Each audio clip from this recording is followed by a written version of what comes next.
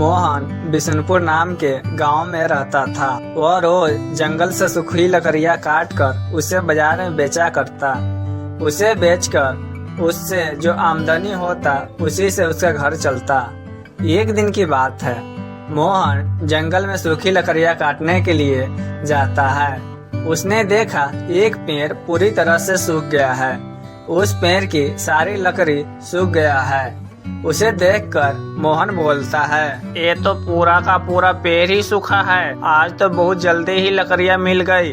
आज तो सूखी लकड़ी के लिए कहीं भटकना नहीं पड़ा। मोहन उस पेड़ पर चढ़कर लकड़ी काटने लग जाता है। मगर मोहन के लकड़ियाँ काटते हुए कुछ ही देर हुआ था, तभी अचानक से पेड़ में आग लग जाता है और पेड़ धू धू करके जलने लग जाता है। इतना देख मोहन अपना कुल्हाड़ी वहीं पर छोड़कर एक दूसरे पेड़ के पास खड़ा हो जाता है, लेकिन तभी अचानक उसके चारों तरफ आग लग जाता है।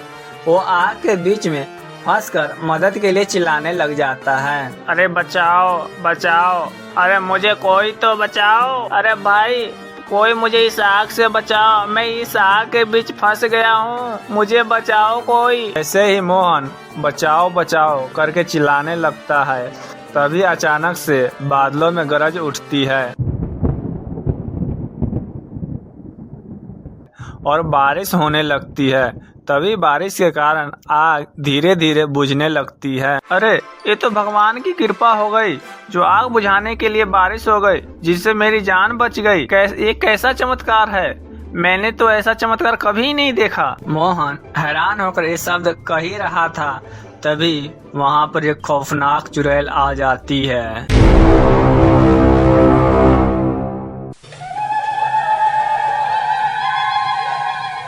तभी डर के मारे मोहन के पसीने छूटने लगता है।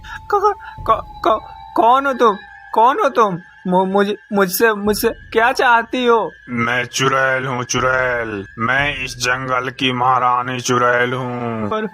पर तुम्हारी मुझसे क्या दुश्मनी है? मेरे पीछे क्यों पड़ गई हो? तुमसे पुराना बदला लेना है। तुम मेरा पुराना दुश्मन है, दुश्मन। मैं तुम्हें अपना कैदी बनाऊंगी। तभी चुड़ैल कुछ मंत्र बोलती है, जिससे आग के लपटे बंद हो जाती है और मोहन एक कबूतर बन जाता है। चुड़ैल कबूतर को लेकर अपने घर आ जाती है और घर आकर उसे फिर से इंसान बना देती है। चुड़ैल अपने बेटी को फोन करती है। हेलो मंजुलिका बेटी, कहाँ हो? जल्दी से घर आ जाओ, जल्दी से आ जाओ घर। चुड़ैल के फोन मिलाने पर गांव में घूम रही चुड़ैल की बेटी कॉल उठाती है। हेलो माँ, मैं जंगल में घूमते घूमते बोर हो गई थी, इसलिए मैं पास के गांव में घूमने आई हूँ। ठीक है मंजुलिका बेटी, जल्दी से घर आ जाना। मंजुलिका गांव में घूम रही होती है, तभी देखती है एक तरफ बहुत सारी लड़कियां और महिलाएं दुकान से कुछ खरीद रही होती है। ये देख मंजुलिका अपना रूप बदल लेती है और चुड़ैल से एक लड़की बन जाती है और दुकान की तरफ चल देती है। तभी मंजुलिका राखी के दुकान के पास चली आती है और बोलती है, भैया भैया मुझे भी एक राखी दे दो, मुझे भी एक राखी चाहिए। बहन जी, इसमें से कौन सी राखी दे दो? भैया ये वाला मुझे दे दो, ये वाला राखी ना काफी ज्यादा सुंदर है। ए लो बहन जी, इस राखी के 20 रुपए हुए।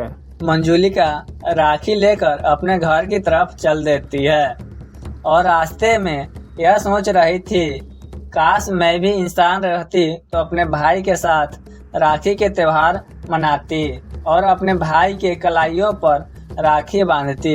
यह सोचते हुए मंजुलिका अपने घर आ जाती है। जैसे ही कैद में बंद मोहन के ऊपर नजर पड़ती है तो मंजुलिका अपने माँ से पूछती है, ये कौन है माँ? ये मेरा दुश्मन है, दुश्मन, बहुत ही पुराना दुश्मन है। राखी का त्योहार आने वाला है, मैं इसे राखी के दिन ही मार दूंगी। पर माँ, राखी के दिन ही क्यों मारोगी? मुझे तो कुछ समझ ही नहीं आ रहा है। मैं अभी इसके बारे में नहीं बताऊंगी, इंतजार कर मंजुलिका। इस तरह कई दिन बीत जाता है। मंजुलिका एक दिन मोहन के देखकर उसे भाई बनाने का विचार उसके मन में आता है और उसके साथ राखी के त्योहार मनाने का भी विचार आता है। सुनो, क्या तुम मुझसे राखी बंधवाओगे? क्या फायदा होगा अगर तुम्हें बहन भी बना लूंगा तो? तेरी माँ राखी के दिन ही मुझे मारने की कसम खा चुकी है। अगर तुम मुझे बहन बनाओगे तो दुनिया की कोई भी चुड़ैल तुझे नहीं मार पाएगी। मुझे तुम एक बार बहन बनाकर देखो, ठीक है? आज से तुम मुझे अपना भाई ही समझो। इस तरह मोहन के भी मंजुलिका के लिए, बहन के लिए दिल में प्यार पैदा हो जाता है।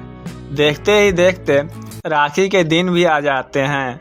राखी के दिन मंजुलिका सुबह उठकर थाल में राखी और मिठाइयाँ लेकर आती है और मोहन के हाथों में राखी बांध देती है। मंजुलिका मोहन को कैद से रिहा भी कर देती है।